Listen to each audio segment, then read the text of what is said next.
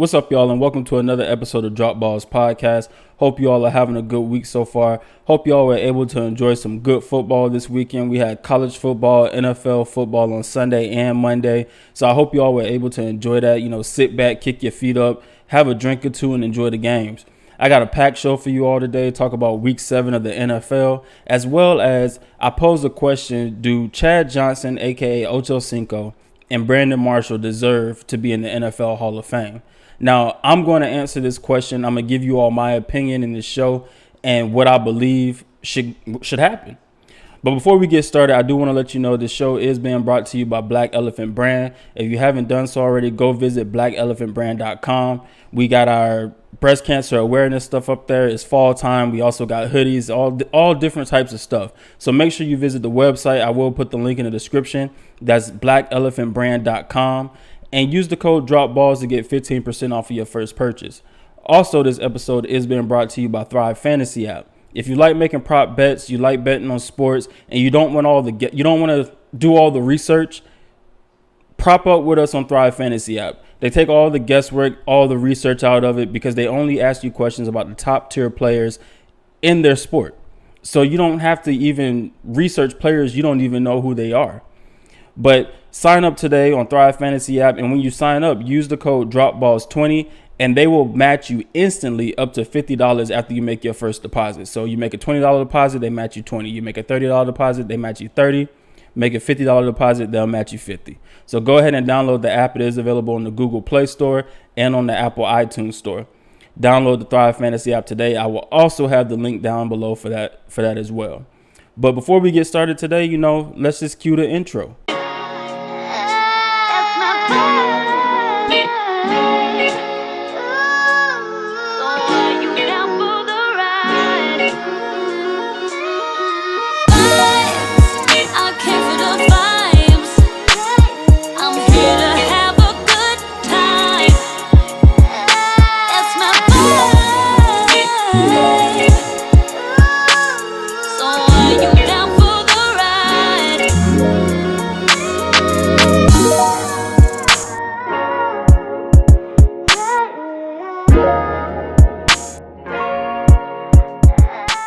All right, so let's get to it. And if you're watching this on YouTube, go ahead and hit that subscribe button for me and ring that bell. So that way, when I drop a video, you all get the notifications. And if you're listening to the podcast on Apple Podcasts, Spotify, Google Podcasts, or wherever you listen to your podcast at, go ahead and follow your boy. Follow your boy, subscribe to the station and everything. So that way you get these updates every time I drop a new episode. I guarantee you're going to enjoy it. And, you're going to enjoy everything maybe not everything I drop, but you're going to enjoy what I bring to y'all and the facts and the information I bring to you just about sports in general and just, everything. But let's get into it. So week 7 of the NFL, we had the Sunday games and then the Monday night game, and the Sunday games were pretty good. The Titans and Steelers was the first game they were on. Well, not the first game, one of the first game, the day games. And man, it was a great game, especially in the second half. The first half, I really thought the Steelers were about to run away with it. I believe they went up like 24-7 or 24-3, something like that. But the Steelers went up and they were just giving it to the Titans. And I didn't think the Titans would have any kind of answer for the Steelers. But here came the second half. I think A.J. Brown scored the first touchdown. He took a slant to the house. Probably, I think it was like 70-something yards to the house, 75 yards or something like that to the house. And the Titans just kept clawing their way, into the game. And it came down to a field goal if they were going to tie the game and send it to overtime.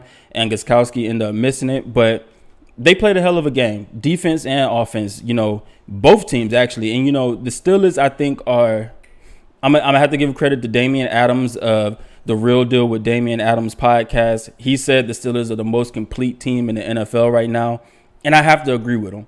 Defense, offense, both sides of the ball look good. Offense, they can throw the ball, they can run the ball. They have hella weapons in the receiving group. Chase Claypool, who's a freak of nature. Juju Smith-Schuster. I forget the other receiver. It's like Deontay something, but they have like weapons, or Deontay Johnson, that's his name. They have weapons all over the place. And on defense, you know, their secondary isn't that great. They got Minka, but that front seven, TJ Watt, Bud Dupree, you got Hayward, and what's the other their other linebacker? Hold on. Vince Williams, I believe he's number 98. Them boys are legit. TJ Watt was back there in every play pretty much. I mean, he was always in either Tannehill's face or right there tackling Derrick Henry or whatever, you know, whatever. He was always in on every play, whether it was rushing the passer, just creating pressure to rush Tannehill to throw the ball, knocking him down or whatever, you know, whatever it is. But their team is probably the most complete team in the NFL right now. And the Titans, they put up a fight. The Titans, I believe, are a real deal. They were 5-0. They're now 5-1, but they were the real deal. Well, they still are the real deal. And I hate to say that because they are in the AFC South. So they're right there with my squad. And if we want to make it out and make it to the playoffs, we have to go through Tennessee. We have to beat them, and we got to win our division. But those boys are the truth. And now the Steelers are kind of making me want to change my pick. Well, the Steelers and, you know, some of the teams in the NFC, they kind of make me want to change my pick of who I want in the Super Bowl. But I'm still riding with my Cardinals, and I'm still riding with my Ravens. I believe they will figure it out and put it together and do what they got to do. I mean, the Cardinals just beat the Seahawks in overtime by a field goal. So Seattle plays them again within, I think, the next 3-4 weeks. And so we'll see what happens. But I'm rocking with the Cardinals. I'm rocking with the Ravens. I'm sticking with them. Now, another one of the games was Cincinnati and the Browns. I've been so hard on Baker Mayfield, and it's warranted. He deserves it. But since I've been so hard on him, I have to give him credit where credit is due. And, you know, he played a solid game. I think he only missed on 8 passes. They ended up losing Odell Beckham, and that was a big loss. You know, he tore his ACL. But unfortunately, you know, I hate to say this, but I think that's what's better for the Browns. I think the Browns should try to get rid of Odell. Not because of the ACL injury, but I think they should get rid of him because Baker doesn't have to try to force him the ball.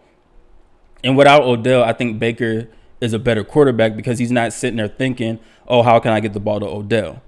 And like I said, he played a good game against Cincinnati. I thought Cincinnati was going to win this game, but Baker drove the field with 1 minute left and put the ball in the end zone with 11 seconds, giving Cincy 11 seconds to try to do something with it. And they made it. I mean, they did what they needed to do to get the dub. So I think they're sitting at like 4-2 right now. So Baker threw an absolute strike to Donovan Peoples-Jones, and I'm gonna show the video right here. My bad, right here. But yeah, he threw a strike. You know, everybody was focused on Jarvis Landry, and then Baker threw that back shoulder straight to Donovan Peoples-Jones for the touchdown. And that was the game-winning touchdown. That sealed the game for them. So I got to give him credit for that. My only issue with Baker Mayfield is the consistency. I said this my last episode. I said he is Ryan Fitzpatrick 2.0 because he has the talent. Like you can sit there and you look at some of his games and some of the throws he's making. Like, damn, I can see why Cleveland took him number 1 overall. I can see it. But then there's some of the times it's like, how did he go number 1? But the consistency issue is a big thing for me because against sorry teams, Baker goes out there and he balls. Now, yeah, they beat my Indianapolis Colts. The Colts aren't sorry by any means of the imagination, but Baker didn't even have a really good game then. He threw 2 touchdowns, 2 interceptions. So, I mean, he didn't really do too well in that game. They were able to pull it out. I mean, we got Phillip Rivers, and he ain't really did much since he's been with the Colts. So, he just has to be consistent. If he can get the consistency together, like I said, there's games he goes out there and he balls. Ryan Fitzpatrick. There's games he goes out there and he just lays an egg. Once again, like Ryan Fitzpatrick. But this game he did pretty well. He had over like 280 passing yards or something like that. 5 touchdowns. Was only missed, I think, about 6 or 8 of his passes. Like I said, incomplete. Only like 6 or 8 incompletions. So he had a really good game. I'm worried about Dallas. The Dallas Cowboys, man, like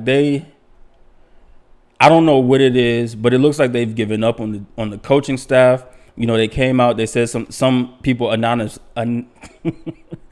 some people came out and made some statements about the coaching staff, and they made anonymous comments about the coaching staff, just saying how they were underprepared and couldn't get it together or whatever. That defense is soft. That offense is soft. I saw the hit that Bostic laid on Andy Dalton, which was a legal hit. It was a dirty hit. People say, oh, well, he was sliding and Bostic was already coming in. Man, there's plenty of times I've seen players that see the quarterback sliding and they change their body so they can hop over the quarterback or avoid hitting the quarterback when they're sliding. So that was an illegal hit. It was a dirty hit.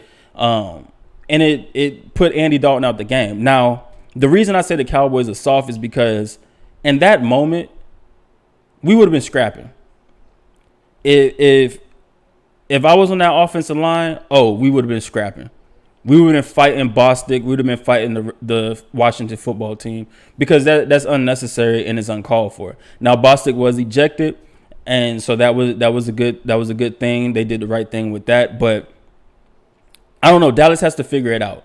And they want to blame it on the coaches, but this is the same team from last year with just a couple added pieces. And they blamed it on Jason Garrett then. Now they're blaming it on Mike McCarthy and Mike Nolan. Now, I don't think Mike Nolan is that great of a defensive coordinator, but, I mean, if Jason Garrett and Chris Richard and I forget who the other coach was, other defensive coordinator was over there, but if the defense was a little bit better under them, but still making the same mistakes and now is a lot worse, that to me, that's not on the coaches. That's on the defense. That's on the players. They play soft. They get pushed around in the run game. They can't cover a soul to save their life. Now, they do get Awuzie back and I believe Sean Lee back here soon, but they got to figure that out. They got to get that together. But, yeah, I mean, they just went out there and got annihilated by the Washington football team. And, I mean, when you lose to a team with no name, that's kind of sad. And now Philly is sitting up there, number 1 in the division at like 2 and something or 3 and something. I forget what their record is, but they're not that good either. Now, I don't believe they're as bad as their record says, but they're not that good either. But Dallas has to figure it out. Yeah, you lost Dak. You probably won't have Andy Dalton this next game, so the rookie that they drafted would be playing, but they got to figure something out. And honestly, I think instead of taking CeeDee Lamb when they took him, yes, he was probably one of the best players in the draft, and he fell to them. But you already had weapons on the offense. You need to make sure that defense was right, which it does not seem like that defense is right. They can't create a pass rush. I mean, it's similar to Seattle's defense. They can't create a pass rush. They can't cover anybody. The only thing Seattle has going for them is they're good against the run. Dallas is not. And I don't know. Like, I know they're dealing with a lot of injuries over there, but something has to change with that. Like, something has to give. They got to either buy in or, I don't know. Jerry Jones got to figure it out. Mike McCarthy got to figure it out. Mike Nolan got to figure it out. But they got to find some way to light the fire up under those players. And honestly, when you're playing football, you shouldn't need a fire lit by somebody else. You should just be hype already. I mean, you should just get hype for game day, for practice. And people are trying to blame the coaches, but it's like, and I mean, yes, I'm back on that, but it's the thing where the coaches can tell you where to line up.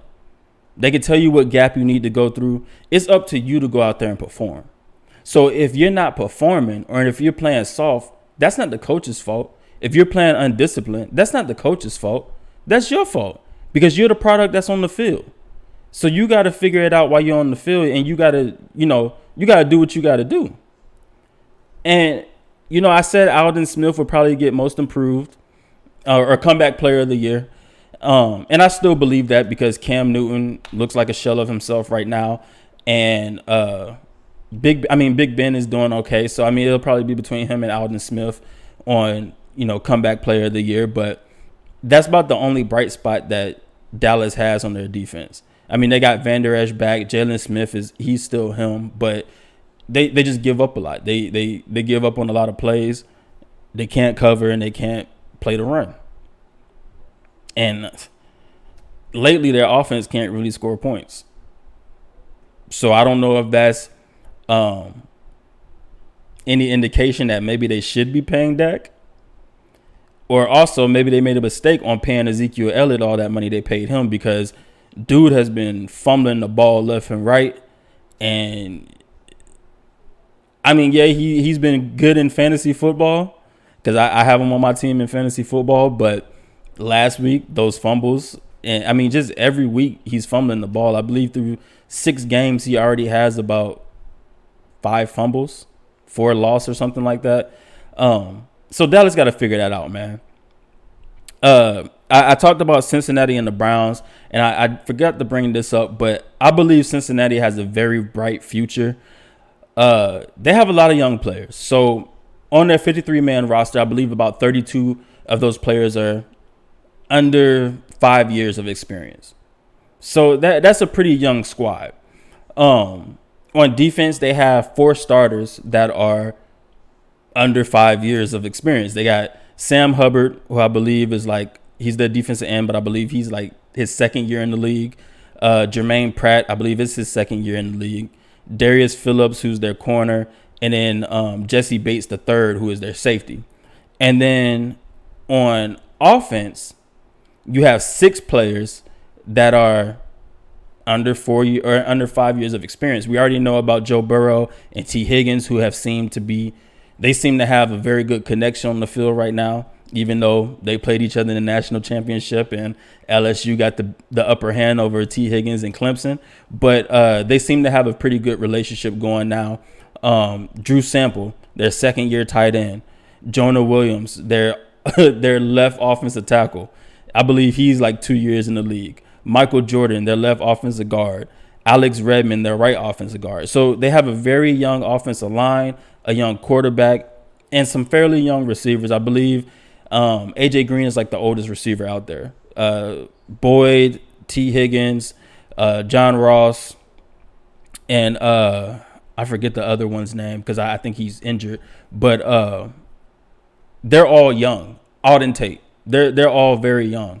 I believe Boyd is 4 years in the league, or no, 5 years. 5 years in the league, I believe Boyd is right now. But they just have a very young team, and Joe Burrow he's special.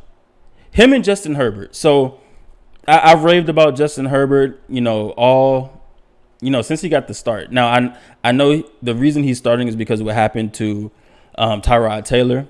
But, the doctor stabbing him with in the lungs. It wasn't really stabbing, but, puncturing his lung. But anyway, Justin Herbert is special. Joe Burrow is special. I believe them two are the front runners for offensive rookie of the year.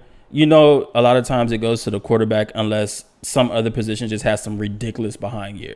And we get to see Tua this weekend, this coming weekend, because Dolphins had a bye week. So we get to see Tua in week 8, get to see how he's going to be. But right now, because Tua's starting week 8, so he's only going to play half the season.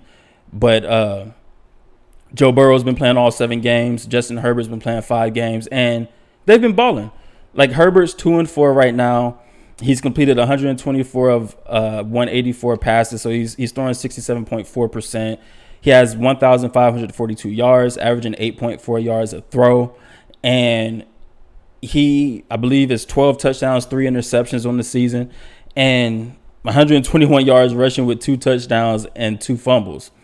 Now, every game he's played in, because he's only won 1 game by himself, because Tyrod Taylor won their first game where he has that first dub. But the Chargers are sitting at 2-4. And every game after game one, they've lost by one score. So whether it's a touchdown or a field goal, or a touchdown, extra point, or a field goal, but they've only, they've been that close. He forced overtime with the Chiefs, forced overtime with the Saints, and these are two pretty good teams. And Justin Herbert has been, he's going out there balling. He has like what is it? It's a 74.5 adjusted QBR, but then a 108.1 rating. So he's been doing good. He's been doing really good, and that wasn't expected just because of Oregon. When he was in Oregon, the big games, the games against like the good teams, he was just mediocre. But since he's gotten his start in the league, every week he's gotten better. The first game, I believe he only threw for like 153 yards or something like that. Second game was like 163 or something. But then every game after that has progressed, and he's just gotten better and better. Now, as far as Joe Burrow, Bengals are 1-5-1. But like I said, their team is very young. Over half of their starters on offense are under 5 years experience. 4 of their players on defense under 5 years experience. So, 4 of their starters on defense under 5 years experience. But Joe Burrow has been playing pretty solid. He makes his rookie mistakes. He's a rookie. That's what's expected. But he's completing 66.6% of his passes, 195 of 293, or 195 completions out of 293 passes. Has 2,023 yards, averages 6.9 yards a throw. He's thrown for 9 touchdowns, 5 interceptions. He has 121 yards rushing, just like Justin Herbert, and he has 3 touchdowns, 3 fumbles. Now, his adjusted QBR is kind of iffy because that's at a 57.3, but his quarterback rating's at an 89.4. And the same with him the same thing with Justin Herbert is, well, besides the loss to the Ravens, they've only lost the games by a touchdown or a field goal. The Ravens, they got blown out. But every other game they've played has been a loss by a touchdown or a field goal. So they have a lot of upside. And I think if Justin Herbert continues the way he's going, him and Burrow could be the new Peyton and Tom Brady. Maybe I'm jumping ahead of myself, but that's the way it looks. You still got Patrick Mahomes there. You still got Lamar Jackson, who he's playing decent. He's not having a spectacular season, but we got treated to that season last year. We got kind of spoiled with that season. So, but I think these two could be like those new, like I said, Tom Brady and Peyton Manning. Even back when they were playing, there were still some special quarterbacks that was also in the league, but they got the hype just because of the way, their mind, all of that stuff that came with Tom Brady and Peyton. Justin Herbert and Joe Burrow, they're more athletic than Tom Brady and Peyton. We've seen them run. Justin Herbert's like 6'6", 250 pounds or something like that. And he can move. He can run. But, I think they could be something special. Speaking of 6'6" quarterbacks or 6'5" quarterbacks, this takes me to Cam Newton and the New England Patriots. Now, Cam has been playing horrible lately. Ever since that Seattle game, he had an amazing game against the Seattle Seahawks. And then after that, it's just been all downhill. This past week against the 49ers, it was just bad. He completed 9 of 15, or not even, I don't think it was 9 of 15, but it was just bad. Actually, it might have been 9 of 15, but completed 9 of 15 of his passes for, I think, 98 yards or something like that. So he was benched during this game. Bill Belichick benched him and put Stidham in. But since that Seattle loss, Cam Newton has been 43 for 68, 417 yards, 1 touchdown, 6 interceptions. And added losses to Denver, the 49ers, and won a game against the Las Vegas Raiders. He has to be better. Like, plain and simple, he has to be better. I don't know what it is. I don't know what he's been doing, but he just has to be better. I know he had COVID, 2 weeks ago or a week ago, and he wasn't able. He missed a week of football, but I don't know. Like I said, this started after the Seattle game. He played two good games the first 2 games of the season against the Dolphins and then the Seahawks. They lost against the Seahawks, and then after that it was just downhill. Now like I said, I don't know what it is. I don't know what's going on, but Cam got to be better. And if he's not, then the Patriots, we're used to seeing the Patriots in the playoffs, and they won't be there anymore. And I mean, this is kind of like a prove it year for Cam because he's coming off of that Liz Frank injury, and this is kind of like his prove it year. Patriots took a chance on him. He has to go out there and prove it to show that he's worth it and worth another contract. I mean, he's still fairly young. He's still hella athletic. I think Cam's smart. I think he's a smart quarterback. I don't think he's dumb, but by any stretch of the imagination, I just think that he has to be better on the field. I don't know if there's distractions or what it is, but he just has to be better on the field. But so now I'm gonna give you all my week 6 and week 7 AFC offensive players of the week, defensive player of the week, and NFC offensive defensive player of the week. I'm giving you all week 6 because I didn't give it to you last week. So here we go. AFC offensive player of the week for week 6 goes to none other than Derrick Henry. Henry had 22 carries, 212 yards, 2 touchdowns, and was pivotal in that overtime win. He had that, I believe it was the Texans, and he had that one catch for like 52 yards or 50 yards or something like that in overtime to get them in scoring position. Week 7, I gave it to Justin Herbert. Like I said, Justin Herbert has been balling. They won the game against the Jacksonville Jaguars. He went 27 for 43, 347 yards, 3 touchdowns, no interceptions, had 9 rushes, 66 yards, and a touchdown. Now, he led the team in rushing yards. So I had to give it to him. I mean, with all due respect, with everybody else that balled out in week 7, he had a hell of a game.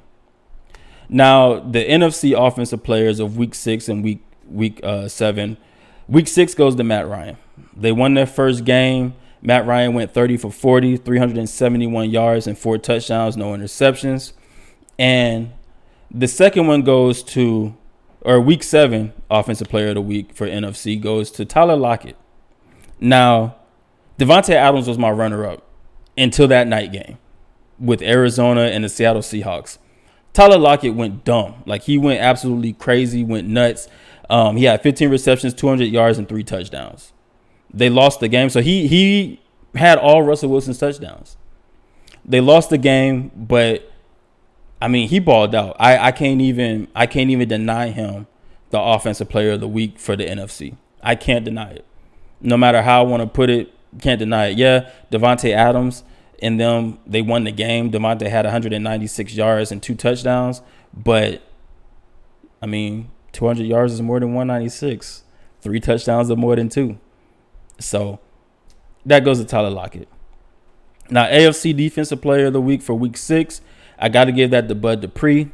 Bruh had 4 tackles and 2 sacks. Like I said before, him and TJ Watt on that edge is ridiculous. The Steelers defense is ridiculous. And I mean, that leads me to week 7, AFC defensive player of the week, who's another Steeler, and Vince Williams. He had 10 tackles, 1 sack, and 2 tackles for loss. Steelers won the game. Now, NFC defensive player of the week, 2 weeks in a row, week 6, week 7, Budda Baker. Now, week 6, Budda Baker had 7 tackles, 1 sack, 1 interception, and a forced fumble. Balled out. Week 7, Budda Baker had 14 tackles and an interception. He was all over the field. And now with that interception, that could have been a touchdown if it wasn't for the freak of nature, DK Metcalf. And I'm going to show y'all this video. I'm going to put it right here. And y'all can watch this. Watch DK come from the 4-yard line and just outrun everybody. Russell Wilson, everybody, to hawk down Budda Baker and stop him from getting a pick 6. And the defense came out and stopped Arizona from scoring. So, I mean, he saved 7 points. That's the way I see it. He saved the for sure 7 points. And Budda Baker's not slow. But we know DK is a freak of nature. And he's a baller. Now, I did give Derrick Henry AFC Player of the Week for Week 6. And I want to say this about Derrick Henry. He's a freak running back. But we have seen a running back like him before. And I don't think we give this running back the credit that he's due. Steven Jackson.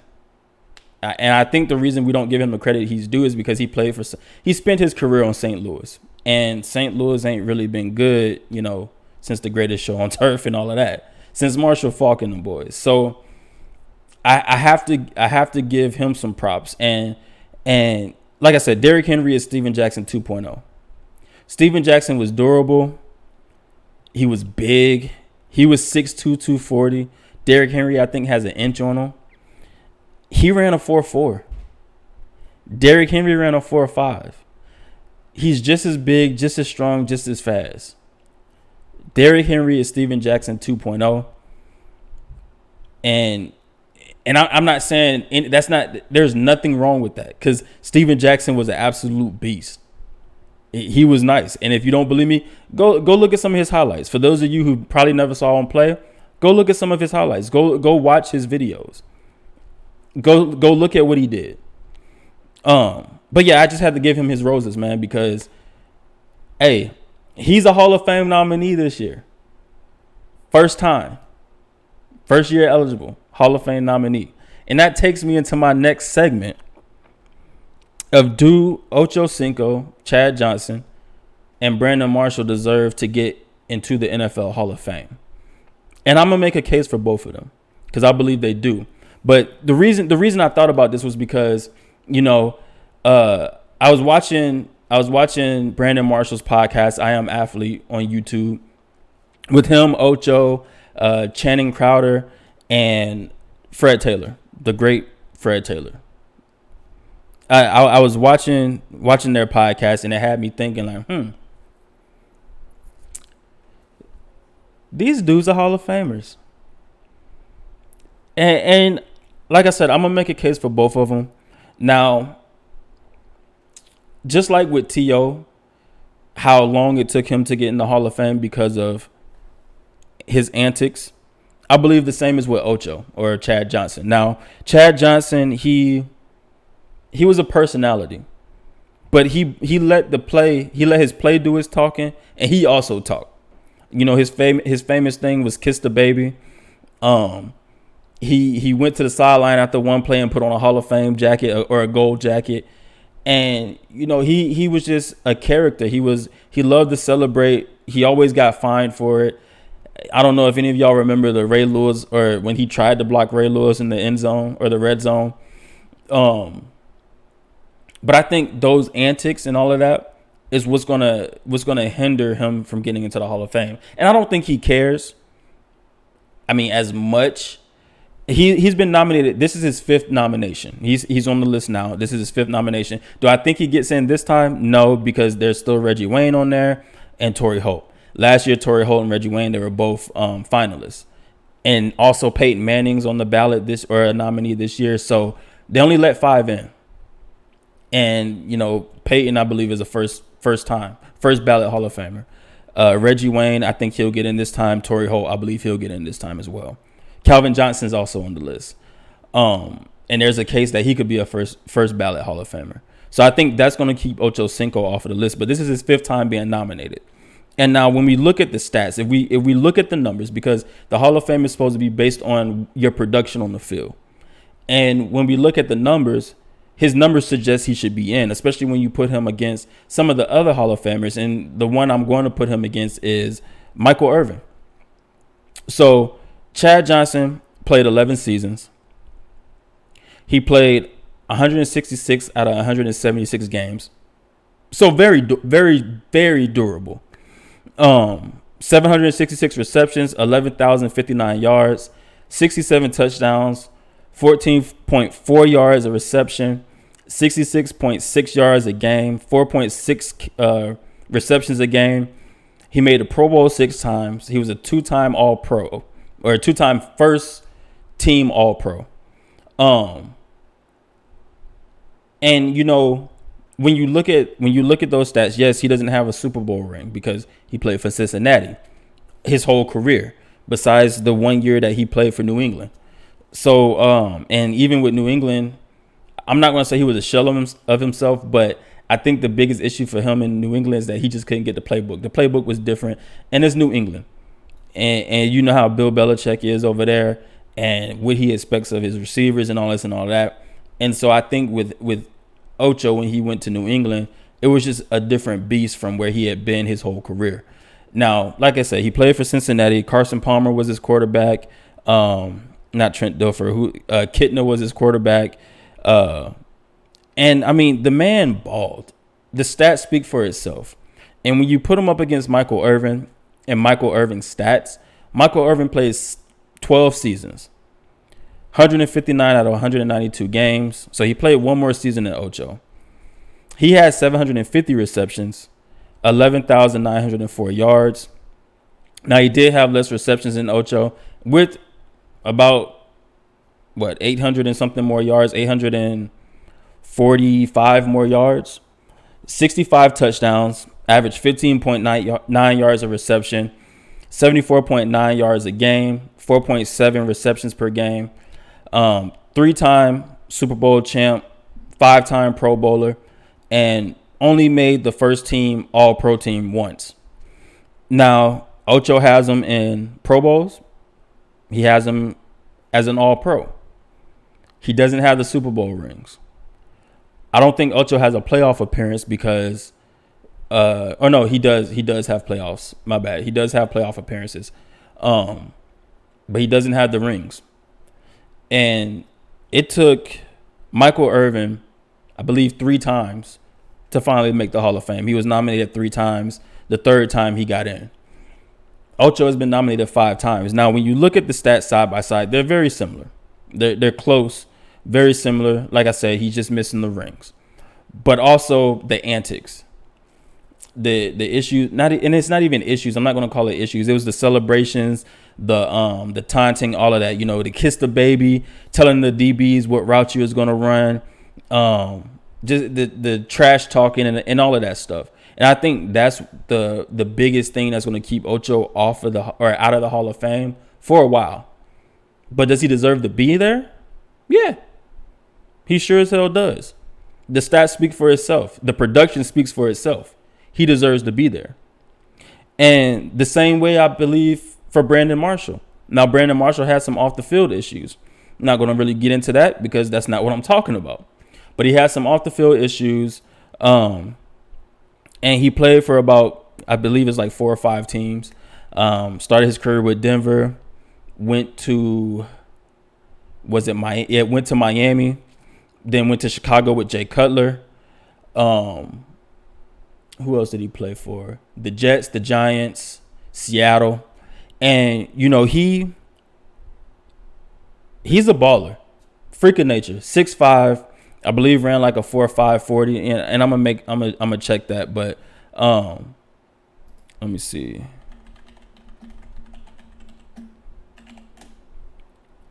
Oh, yeah, 4.5 240. Freak of nature.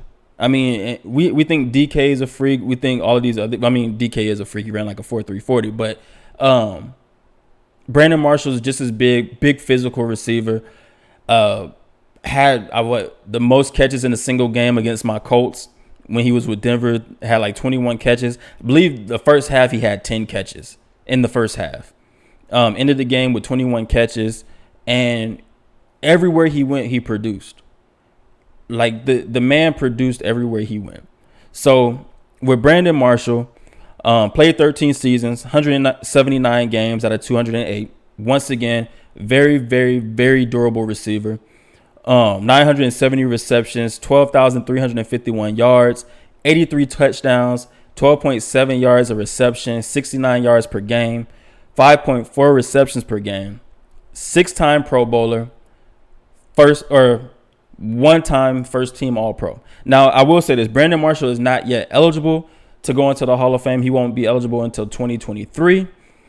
But when we look at on the field, now, he did battle with some stuff on the field too, and within the teams with the depression and the what was it? Bipolar disorder, or I believe it was bipolar or something like that. Was it bipolar? Hold on, I don't want to be wrong. But I know he battled with some type of mental illness. And he's been very, very, very open with it. And I appreciate that, just the same way I appreciate with Dak being very open about his depression that he suffered through this year. But yeah, it was borderline personality disorder. So not bipolar. So I don't want to put that out there, but yeah, borderline personality disorder. He battled with that, and I don't know if that shouldn't hinder him. I don't know if it will, but I don't think it should hinder him getting into the Hall of Fame. But I believe Brandon Marshall is a Hall of Famer. Now, is he first ballot? No, because if Reggie Wayne couldn't get in the first year eligible, then I don't think that Brandon Marshall should. And now when I stack him up against Michael Irvin, Brandon Marshall's stats are way better than Michael Irvin's. He just doesn't have the rings.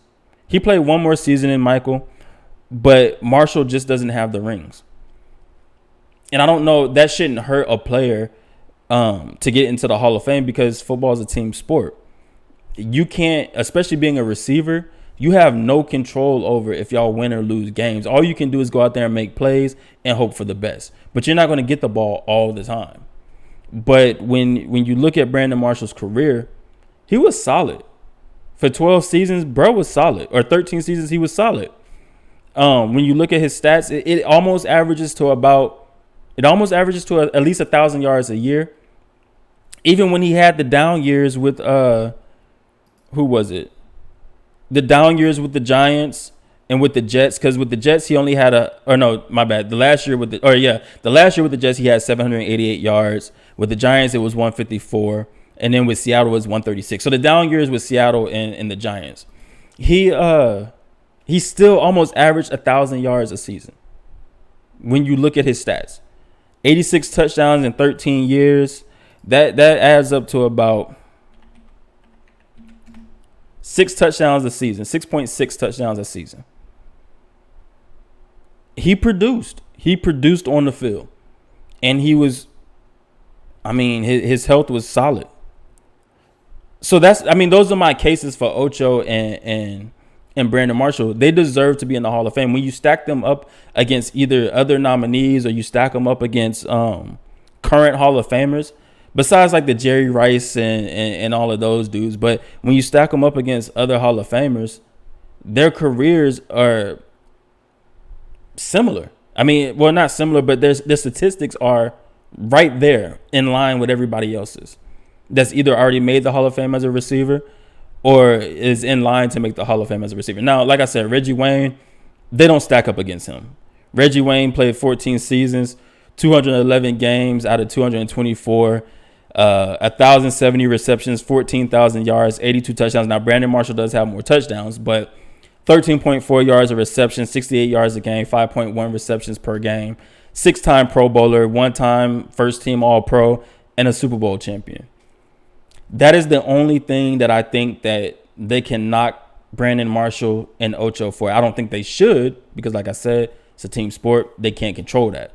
But that's about the only thing that I can see them knocking them for, is that they don't have a Super Bowl to their name. But when you play for the Bengals your whole career, or you play for the Broncos and then go to the Dolphins and then go to the Jets and the Giants, and Seattle that last year in the league for Brandon Marshall. But when you play for those teams your whole career, they're not really known as these winning franchises. So, it's going to be hard for them to get a ring. But they very well should get into the Hall of Fame. Now, Brandon Marshall, he'll probably be maybe a 5-time nominee before he gets in. Ocho, like I said, he's not going to make it this round because you still got Reggie Wayne, who was a finalist last year. You got Torrey Holt, who was a finalist last year. Peyton is the first year on the ballot. Who else? I mean, there's a couple other players, but they only let 5 in at a time. So if Torrey Holt and Reggie Wayne take that, that's already 2 gone. Peyton's gonna take 1. He's a first ballot Hall of Famer. And then you got running backs that are fighting to get in. You got defensive players that are fighting to get in. So yeah, that's he. Unfortunately, he's not gonna make it this go round. Maybe next year. I mean, yeah, there's a possibility for next year, but we'll see for the 2022 class or Hall of Fame class. But we'll see. One thing I did forget to talk about was with Week 7 was the Seahawks. Now, I did mention that they did lose the game to Arizona Cardinals. It was a hell of a game. It was a really good game. Russell Wilson was uncharacteristic. He threw 3 interceptions that game. 1 big interception in the overtime period. Isaiah Simmons made a spectacular play. Gave the blitz look, dropped back, picked them off. But my knock on Seattle is their defense is suspect, which everybody should know this by now. They're like in the bottom of the league for defense. So that's no surprise. Also, as I posted the other day on Facebook and on Twitter and everything, Seattle has played. They were 5-0. They played 5 games, and the teams that they played, the combined record was 9-23. The Dolphins 3-3. The Patriots, I believe, are 2-4. Who else was it? Dallas. We know Dallas situation. I believe they're 2-4 as well. Atlanta is 1-5. And then who was that other game against? I'm losing who it was. But Arizona was the first team that they played that had a winning record. Arizona's 4-2. First team Seattle played it with a winning record. And now Seattle's schedule gets tougher because now they're playing better defenses. Arizona, I don't think, has a great defense, but their defense is a tick above Seattle's defense, which I believe makes them a better team. Now, who was it? Oh, the Vikings. That's who it was. And see, that's the thing. All of these games came down to the wire. Falcons was 38-25. Patriots was 35-30. Cam Newton got stopped on the goal line. Cowboys was 38-31. Dak got picked off the last drive of the game. Dolphins 31-23. Very close game to be in with the Dolphins. And then the Vikings, they fumbled the bag. 4th and 1, they went for it rather than kicking a field goal on like the 20-yard line. They fumbled the bag, could have went up by 8. So these games came down to the wire, and then even the Cardinals game, 34-34 going into overtime. And the Cardinals got stops on defense. And I know, people will talk about the unnecessary roughness call that was called on Bobby Wagner that led to the drive of Arizona scoring that touchdown to put them down by like 3 points. Yes, that was a dumb call. Refs blew that for sure. 100% agree with that. But Seattle had a chance to get that stop on defense because they were still on their side of the field. They hadn't even crossed the 50-yard line yet. So they were still on their side of the field. Seattle had a chance to get the stop. Seattle then went on offense and got stopped. Arizona's defense made stops when they needed to make the stops. Then Arizona got the ball back. All Seattle had to do was keep them out of field goal range. And what happened? And the punter made some great punts down the stretch. Great punts down the stretch to pin Arizona deep. Arizona drove the field on that defense.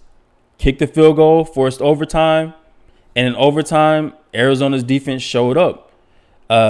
Who is it? Todd Bowles, their defensive coordinator. Or no, not Todd Bowles. Who's Arizona's defensive coordinator? Give me a second. Vance Joseph, that's who it is. former Denver Broncos head coach. But yeah, Vance Joseph dialed up a bunch of blitzes in overtime. Forced Seattle's offense to make mistakes, and they took advantage of those mistakes. And they won the game. And I think the better team won the game.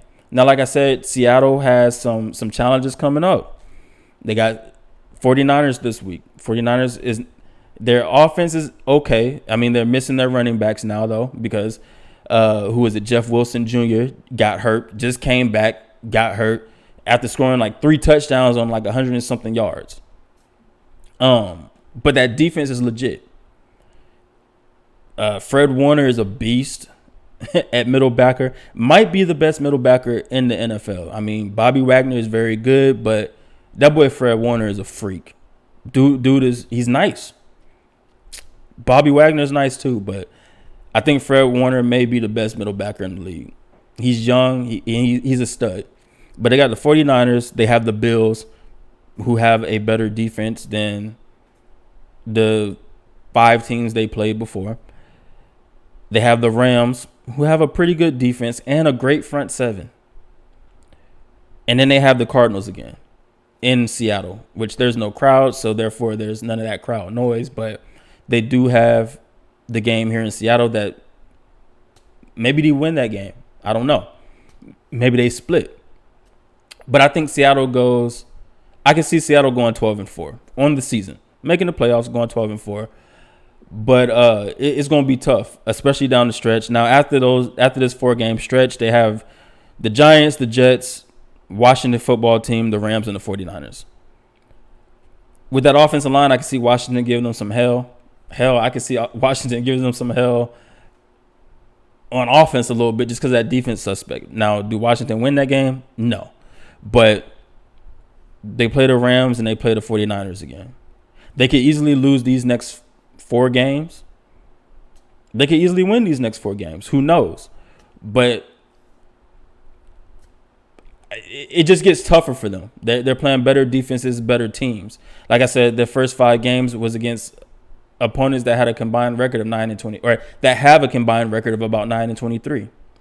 So that lets you know what those teams were or what they are. They're not that good. And for those games to be close and you to barely be winning these games against these not so good teams, what the saying is, defense wins championships. And when your team is putting up hella points, because Russell Wilson is playing his ass off this season, but when your team is putting up hella points, but your defense is also giving up hella points, all the opposing team has to do is at least get 1 or 2 stops. And that changes the whole landscape of the game. But, I mean, that's just my 2 cents. And people will call me a hater for it, but at some point you got to be a realist. I'll call out the Indianapolis Colts all the time. Some point you just got to be a realist and take them punches as they come. But I ain't hating on nobody. But anyway, so that's all I have for y'all, man. And I hope y'all enjoyed this episode. Let me know what y'all thought about my comments about the about Ochocinco and Brandon Marshall getting into the Hall of Fame. And if you haven't done so already, go ahead and subscribe to the channel. Follow me on Instagram. Follow me on Twitter at DropBallsPod. And until next time, peace.